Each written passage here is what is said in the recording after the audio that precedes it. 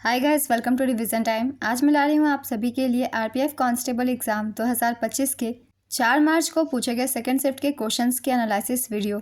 इस वीडियो में आपको जीके जीएस के इंपॉर्टेंट क्वेश्चन मिलेंगे जो कि आज के एग्जाम में पूछे गए हैं, और इन क्वेश्चंस के लिए है एक्स्ट्रा फैक्ट्स भी जो कि आपको आने वाले एग्जाम में हेल्प करेंगे। तो जिनके एग्जाम हो गए हैं वो अपना आंसर मैच कर सकते हैं, और जिनके नहीं हुए हैं वो इस वीडियो के थ्रू आगे के एग्जाम की तैयारी कर सकते हैं, क्योंकि कुछ क्वेश्चन जो है रिपीट भी हो रहे हैं। तो चलिए स्टार्ट करते हैं आज की वीडियो। मगर वीडियो को स्टार्ट करने से पहले अगर आप चैनल पर पहली बार आए तो चैनल को ज़रूर सब्सक्राइब कर लें, और साथ ही इस वीडियो को लाइक भी ज़रूर कर दें। तो चलिए स्टार्ट करते हैं 4 मार्च को पूछे गए सेकंड शिफ्ट के क्वेश्चंस के एनालिसिस वीडियो। क्वेश्चन नंबर 1, संत रामकृष्ण परमहंस का जन्म पश्चिम बंगाल के किस जिले में हुआ था?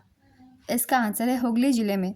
स्वामी रामकृष्ण परमहंस का जन्म पश्चिम बंगाल के हुगली जिले के कामारपुकुर गांव में 18 फरवरी 1836 को हुआ था। उनका असली नाम गदाधर चट्टोपाध्याय था। उनके गुरु महंत नागा बाबा तोतापुरी जी महाराज थे। उनके शिष्य स्वामी विवेकानंद थे। उनकी मृत्यु 16 अगस्त 1886 को कोलकाता में हुई थी। अगला क्वेश्चन है, साल 1905 में भारत का वायसराय कौन था? इसका आंसर है लॉर्ड कर्जन। बंगाल विभाजन के समय भारत का वायसराय लॉर्ड कर्जन था। भारत में पुलिस आयोग की स्थापना वायसराय लॉर्ड कर्जन के समय हुई थी। साल 1902 में लॉर्ड कर्जन ने सर एंड्रयू फ्रेजर के नेतृत्व में एक पुलिस आयोग का गठन किया था। इस आयोग का मकसद ब्रिटिश भारत के सभी प्रांतों में पुलिस प्रशासन की जांच करना था। इस आयोग ने अपनी रिपोर्ट साल 1903 में पेश की थी। उन्होंने वर्ष 1899 में कलकत्ता निगम अधिनियम पारित किया। कर्जन के कार्यकाल के दौरान 1899 से 1900 में एंटनी मैकडॉनल्ड की अध्यक्षता में एक अकाल आयोग का गठन किया गया था। कर्जन के समय ही 1902 में टॉमस रैली की अध्यक्षता में एक विश्वविद्यालय आयोग का गठन किया गया था। कर्जन 39 वर्ष की आयु में भारत के सबसे कम उम्र के वायसराय बने थे। ये कुछ महत्वपूर्ण कार्य थे जो कि लॉर्ड कर्जन के द्वारा किए गए थे, और ये इम्पॉर्टेंट है, तो इन्हें भी आप सब ध्यान में रखिएगा।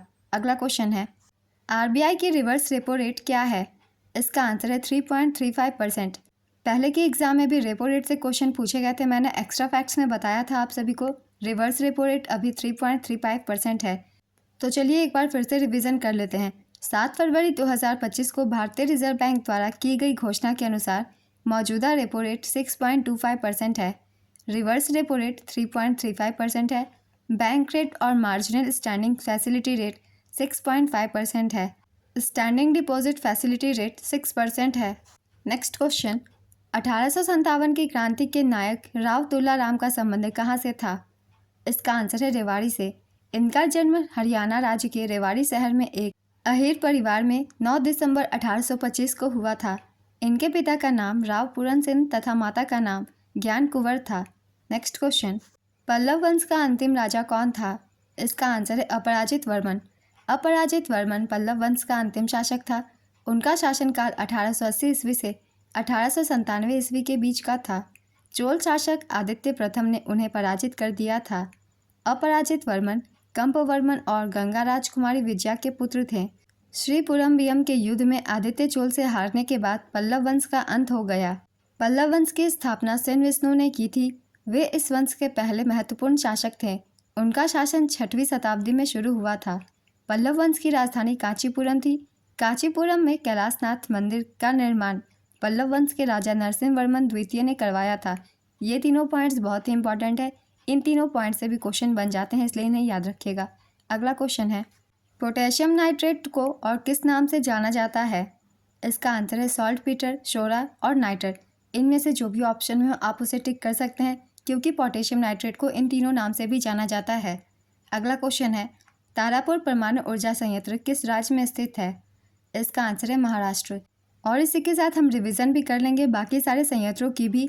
ये परमाणु ऊर्जा संयंत्र कहाँ है? कुडानकुलम परमाणु ऊर्जा संयंत्र ये तमिलनाडु में है। रावतभाटा परमाणु ऊर्जा संयंत्र ये राजस्थान में है। कैगा परमाणु ऊर्जा संयंत्र कर्नाटक में है। कलपक्कम परमाणु ऊर्जा संयंत्र तमिलनाडु में है। नरोरा परमाणु रिएक्टर उत्तर प्रदेश में है। काकरापार परमाणु ऊर्जा संयंत्र गुजरात में है। इन सभी के नाम आप सबको याद रखने हैं, क्योंकि किसी से भी क्वेश्चन पूछ लिए जा सकते हैं। नेक्स्ट क्वेश्चन, कौन सा मौलिक अधिकार कुछ मामलों में गिरफ्तारी और नज़रबंदी के खिलाफ सुरक्षा प्रदान करता है? इसका आंसर है स्वतंत्रता का अधिकार। भारतीय संविधान का अनुच्छेद 22 स्वतंत्रता के अधिकार के अंतर्गत आता है। नेक्स्ट क्वेश्चन, साल 2024 के ग्लोबल हंगर इंडेक्स में भारत कितने स्थान पर रहा था? इसका आंसर है 105वें स्थान पे। 127 देशों में भारत का स्थान 105वां था। मानव विकास सूचकांक की गणना किस आधार पर की जाती है? इसका आंसर है जीवन प्रत्याशा, शिक्षा और जीवन स्तर के आधार पर। भारत में मानसून की वापसी का मौसम किस महीने में आता है? इसका आंसर है अक्टूबर और नवंबर के आसपास। नेक्स्ट क्वेश्चन, हरित क्रांति में कौन से बीज का प्रयोग किया गया था? इसका आंसर है उच्च उपज देने वाले बीज का। हरित क्रांति में गेहूँ, चावल, बाजरा और मक्का के लिए उच्च उपज देने वाले बीजों का इस्तेमाल किया गया था। हरित क्रांति की शुरुआत भारत में 1960 के दशक में पंजाब राज्य से हुई थी। नॉर्मन बोरलॉग को विश्व में हरित क्रांति के जनक के रूप में जाना जाता है और उन्हें वर्ष 1970 में नोबेल शांति पुरस्कार मिला था। हरित क्रांति का जन्म स्थान और कब्रगाह मेक्सिको है, क्योंकि नॉर्मन बोरलॉग मेक्सिको के मूल निवासी थे। भारत में डॉक्टर एम.एस. स्वामीनाथन को हरित क्रांति के जनक के रूप में जाना जाता है। William S. स्कॉट हरित क्रांति शब्द का प्रयोग करने वाले पहले व्यक्ति थे और वे United States Agency for International Development के प्रशासक थे। नेक्स्ट क्वेश्चन, स्वामी तुलसीदास ने रामचरितमानस लिखने का कार्य कहाँ शुरू किया था?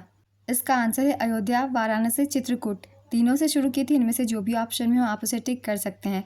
गोस्वामी तुलसीदास ने रामचरितमानस की रचना अयोध्या में रामनवमी के दिन साल 1574 में शुरू की थी। उन्होंने इसे अवधी भाषा में लिखा था। नेक्स्ट क्वेश्चन, चिकन नेक के नाम से किस कॉरिडोर को जाना जाता है? इसका आंसर है सिलीगुड़ी कॉरिडोर। केंद्रीय युवा मामले एवं खेल मंत्री ने खेलो इंडिया राइजिंग टैलेंट आइडेंटिफिकेशन कार्यक्रम के दूसरे चरण का उद्घाटन कब किया? इसका आंसर है 19 जुलाई 2024 को नई दिल्ली में। भारत के संविधान में कुल कितनी अनुसूचियां हैं? इसका आंसर है 12। भारतीय संविधान में वर्तमान में 25 भाग, 448 अनुच्छेद और 12 अनुसूचियां हैं।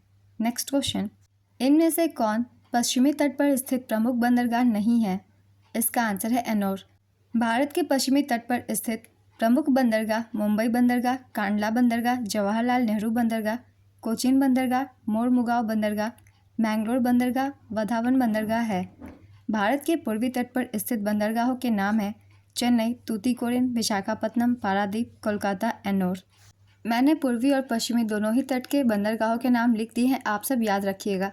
अगला क्वेश्चन है, इंडस एक्ट शिखर सम्मेलन में प्रौद्योगिकी निर्यात नियंत्रण नीतियों और विनियमों पर एक हाइब्रिड सत्र का आयोजन कहाँ किया गया था? इसका आंसर है नई दिल्ली में। फरवरी 2024 में इसका आयोजन किया गया था।